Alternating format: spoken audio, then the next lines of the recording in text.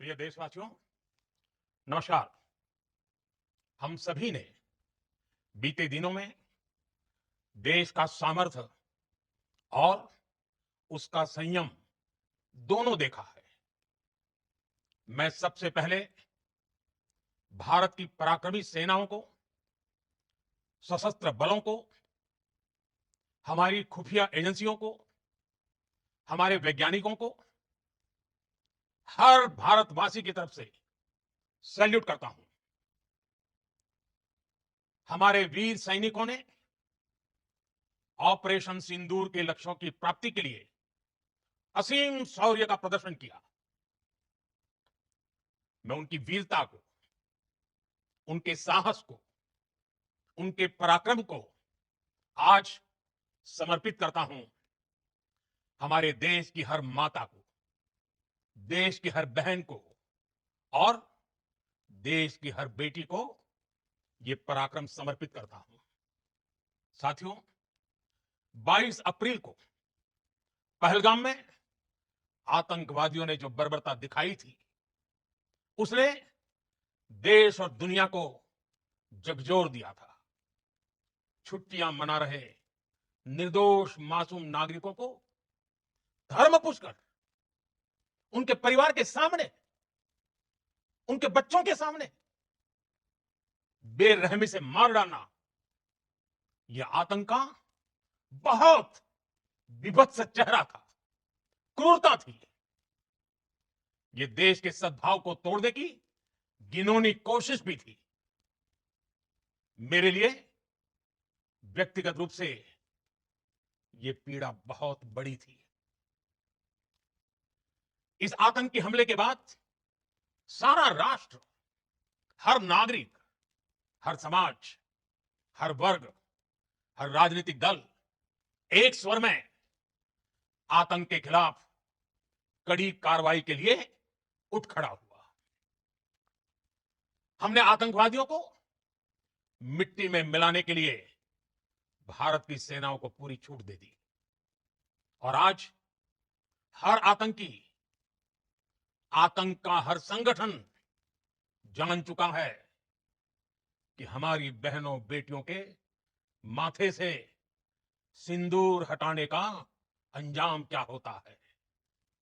साथियों, ऑपरेशन सिंदूर ये सिर्फ नाम नहीं है, ये देश के कोटि कोटि लोगों की भावनाओं का प्रतिबिंब है।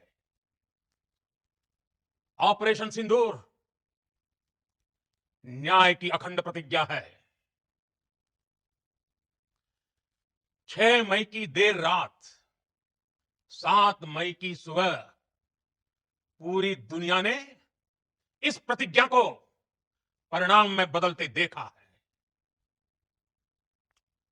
भारत की सेनाओं ने पाकिस्तान में आतंक के ठिकानों पर, उनके ट्रेनिंग सेंटर्स पर सटीक प्रहार किया।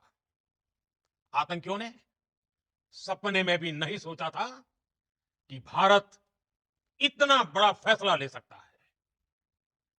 लेकिन जब देश एकजुट होता है, नेशन फर्स्ट की भावना से भरा होता है, राष्ट्र सर्वोपरि होता है, तो फौलादी फैसले लिए जाते हैं, परिणाम लाकर दिखाए जाते हैं। जब पाकिस्तान में आतंक के अड्डों पर भारत की मिसाइलों ने हमला बोला, भारत के ड्रोन्स ने हमला बोला, तो आतंकी संगठनों की इमारतें नहीं, बल्कि उनका हौसला भी थर्रा गया। बहावलपुर और मुरिद के जैसे आतंकी ठिकाने एक प्रकार से ग्लोबल टेररिज्म की यूनिवर्सिटी रही है।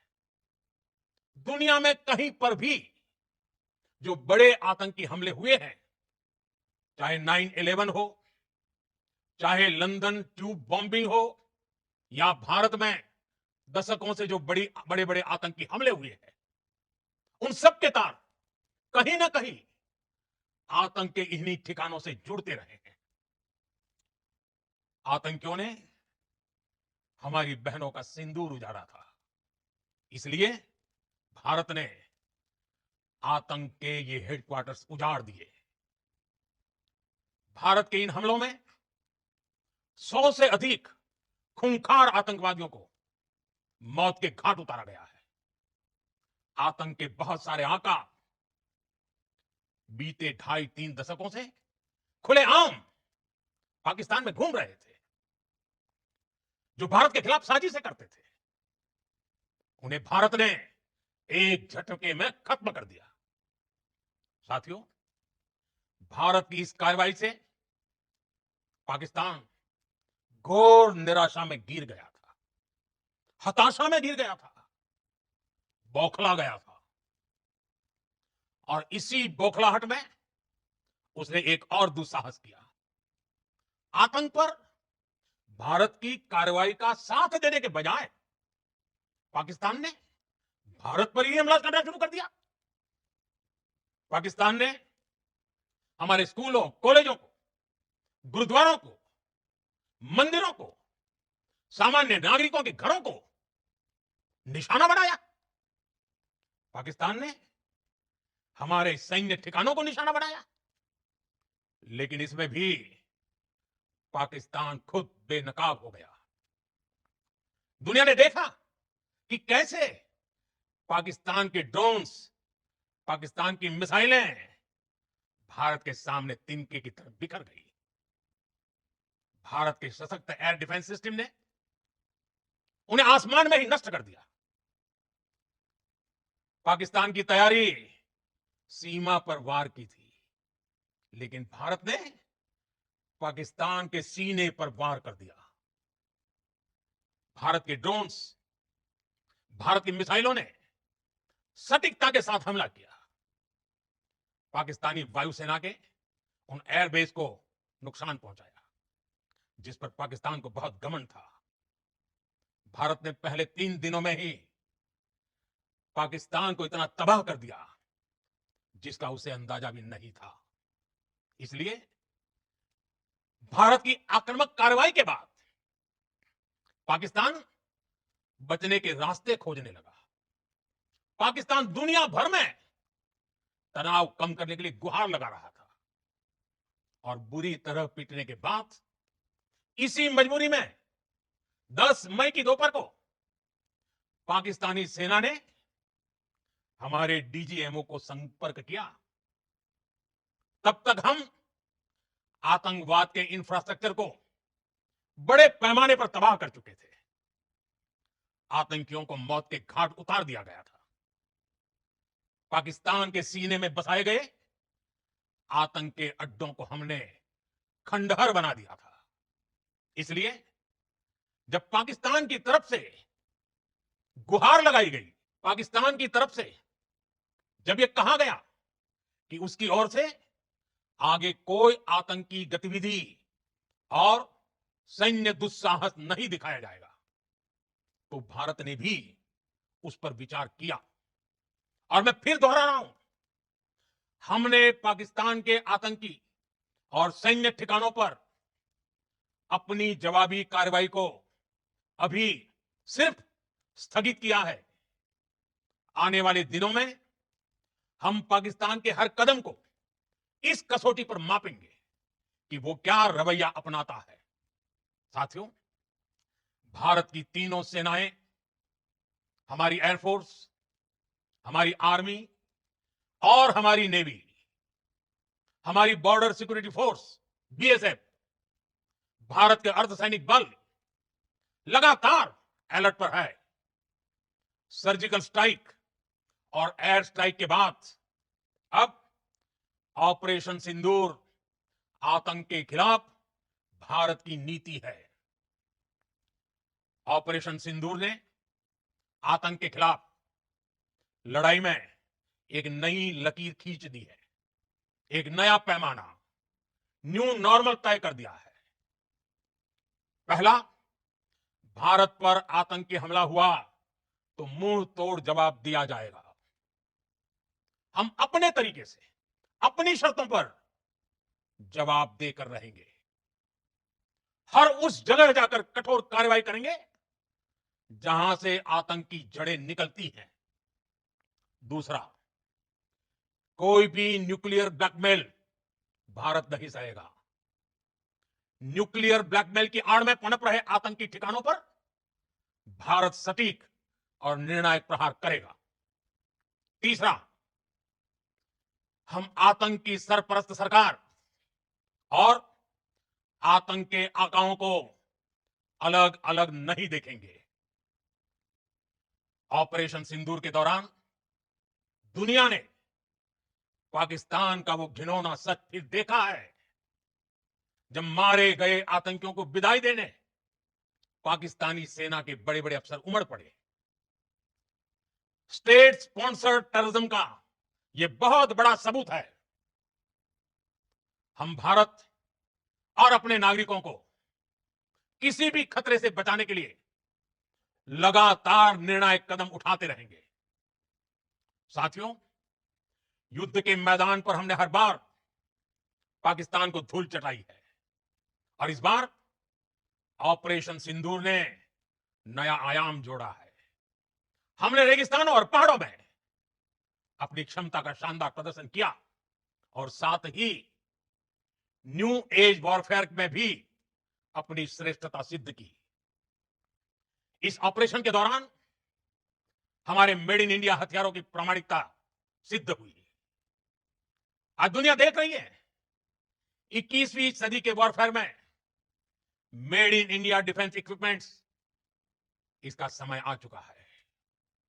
साथियों, हर प्रकार के आतंकवाद के खिलाफ हम सभी का एकजुट रहना, हमारी एकता हमारी सबसे बड़ी शक्ति है। निश्चित तौर पर यह युग युद्ध का नहीं है, लेकिन यह युग आतंकवाद का भी नहीं है। टेररिज्म के खिलाफ जीरो टॉलरेंस, ये एक बेहतर दुनिया की गारंटी है। साथियों, पाकिस्तानी फौज, पाकिस्तान की सरकार जिस तरह आतंकवाद को खाद पानी दे रहे हैं, वो एक दिन पाकिस्तान को ही समाप्त कर देगा। पाकिस्तान को अगर बचना है तो उसे अपने टेरर इंफ्रास्ट्रक्चर का सफाया करना ही होगा। इसके अलावा शांति का कोई रास्ता नहीं है। भारत का मत एकदम स्पष्ट है। टेरर और टॉप एक साथ नहीं हो सकते।